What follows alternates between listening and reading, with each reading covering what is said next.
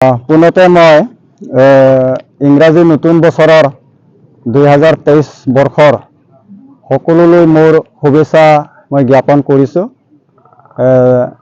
যাতে সকলোৰ সুখ শান্তিৰে জীয়াই থাকিব পাৰে, ভগৱানে যাতে আশীৰ্বাদ কৰক, সেইটো মই প্ৰথমে মই শুভেচ্ছা মই জ্ঞাপন কৰিলোঁ। আজি খালিংগাৰ ব্লক কমিটি UPPL আৰু ওমেন সেল ইউথ সেল খালিংগাৰ ব্লক কমিটিৰ যৌথকভাৱে বাৰ্ষিক অধিৱেশন আজি অনুষ্ঠিত কৰা হৈছে। আজি প্ৰথম এদিনীয়া কাৰ্যসূচীৰে আমি এইটো অনুষ্ঠিত কৰা হৈছে আৰু আজি সেই কাৰ্যসূচীত আমি ৰাতিপুৱাৰ কিছুমান কাৰ্য আমি সমাপন কৰিলোঁ। এতিয়া আমি এদিনীয়া কাৰ্যসূচী হিচাপে আমাৰ ডেলিগেট সেশন হ'ব, তাৰ ওপেন সেশন হ'ব সেই কাৰ্যসূচীত।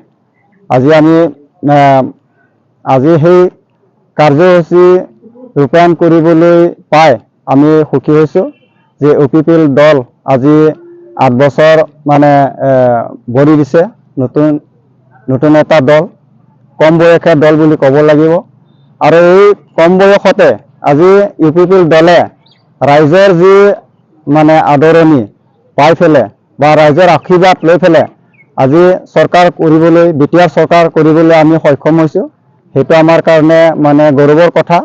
আজি ৰাইজক প্ৰতিশ্ৰুতি দিয়াৰ বাবে আমি যিখিনি পৰিৱৰ্তনৰ কথা লৈ ফেলে আমি ৰাইজৰ মাজত সোমাইছিলোঁ যোৱা ইলেকশ্যনত, আৰু ইয়াত ৰাইজে মেণ্ডেট দিছে, ৰাইজে আমাক আশীৰ্বাদ দিছে। আৰু এই হিচাপে বিটিআৰ চৰকাৰখন আমি BJP, AGP, GSPক আমি লগত লৈ ফেলে আমি চৰকাৰ চলাবলৈ সক্ষম হৈছোঁ।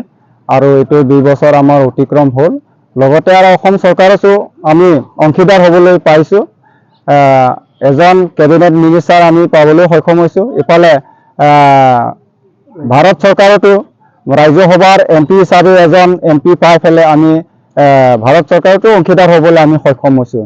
গতিকে আমি গৌৰৱৰ কথা, UPPL দলে কম সময়ৰ ভিতৰতে ৰাইজৰ আশীৰ্বাদ লৈ ফেলে আজি চৰকাৰ কৰিবলৈ আমি সক্ষম হৈছোঁ। আৰু যোৱা 2 বছৰ অতিক্ৰম কৰিলে চৰকাৰ মানে বিটিআৰ চৰকাৰখন প্ৰমোদ বড়োৰ চিফ নেতৃত্বত মানে এই চৰকাৰখন আজি চলাই আছে।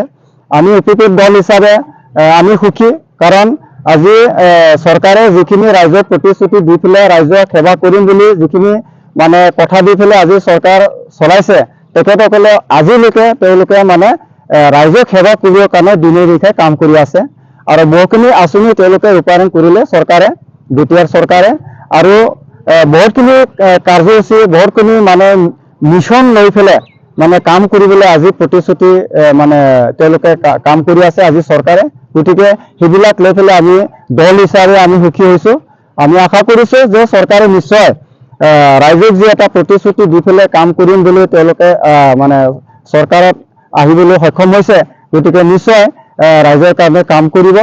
যিবিলাক মানে আঁচনি লৈছে, মিছন লৈ ফেলে শৈক্ষিক দিশত হওক, অৰ্থনৈতিক দিশত হওক, সামাজিক দিশত হওক, বা সকলো জনগোষ্ঠীক মানে কমিউনিটি মানে হেপিনেছ যিটো আনিবলৈ বিচাৰিছে, সকলো জনগোষ্ঠীক আঁকোৱালি লৈ ফেলে যি কাম কৰিবলৈ বিচাৰিছে, সঁচাকৈ শলাগ ল'বলগীয়া। আৰু এইটো সাফল্যমণ্ডিত হ'ব, সাৰ্থক হ'ব, এইটো আমি কামনা কৰিম।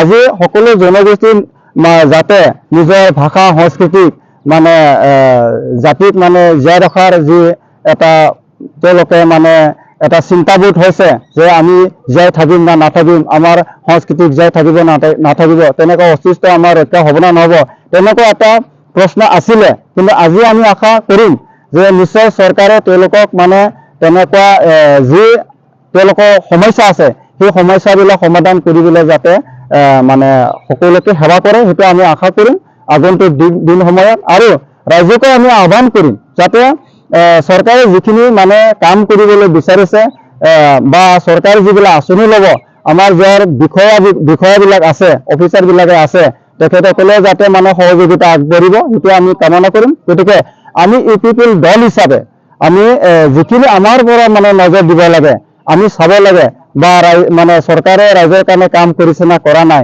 ভাল হৈছে না হোৱা নাই, সেইবিলাক আমি নজৰ দিম, আমিও মানে অংশীদাৰ হ'ম। গতিকে মই আহ্বান কৰিম সকলো যাতে সহযোগিতা আগবঢ়াব UPPL দলক, সেইটো মই কামনা কৰিম। আৰু আজি এই যিটো প্ৰথম বাৰ্ষিক আমি অধিৱেশন আমি অনুষ্ঠিত কৰিবলৈ আমি সক্ষম হৈছোঁ। আগন্তুক দিনবোৰত আমি যিবিলাক আমি কাৰ্যসূচী লৈ পেলাই আমি কাম কৰিম, ইয়াত আমি দল হিচাপে আমি কাম কৰিবলৈ আমি প্ৰস্তুতি আৰু ৰাইজকো আমি সহযোগিতা আগবঢ়াবৰ কাৰণে আমি আহ্বান কৰিম। এইখিনি মই ক'বলগীয়া। অধিৱেশনৰ যোগেদি বিষয়ববীয়াসকলৰ আকাল সলনি হোৱাৰ এটা সম্ভাৱনা আছে। আমাৰ বিষয়াসকলৰ তেনেকুৱা সাল সলনি নহ'ব, কিন্তু আমাৰ কেইজনমান ইয়াত অন্তৰ্ভুক্ত কৰিব লগা আছে, তেখেতসকলক আমি আজিৰ সভাৰ যোগেদি আমি অন্তৰ্ভুক্ত কৰি ল'ম বুলি আমি ভাবিছোঁ। অন্য দলৰ পৰা আজি হ'ব নেকি? এতিয়া অন্য দলৰ পৰা তেনেকুৱা দল হিচাপে নহয়, মানে আমাৰ প্ৰত্যক্ষভাৱে আমাৰ লগত জড়িত মানে হোৱা নাছিলে, কিন্তু আমাৰ দলৰ যিবিলাক কাম কাজবিলাক চাইছিলে, চৰকাৰৰ কাম কাজবিলাক চাইছিলে, গতিকে তেওঁলোকে মানে বিশ্বাস আহিছে যে UPP দলে নিশ্চয় ৰাইজৰ কাৰণে কাম কৰিব। সেইখিনি বিশ্বাস আহি পেলাই বহুতো মানে কিছুমানে দলতো আছিলে, তেওঁলোকে আজি যোগদান কৰিবলৈ বিচাৰিছে। গতিকে এখেতসকলে আমি আদৰণি জনাইছোঁ।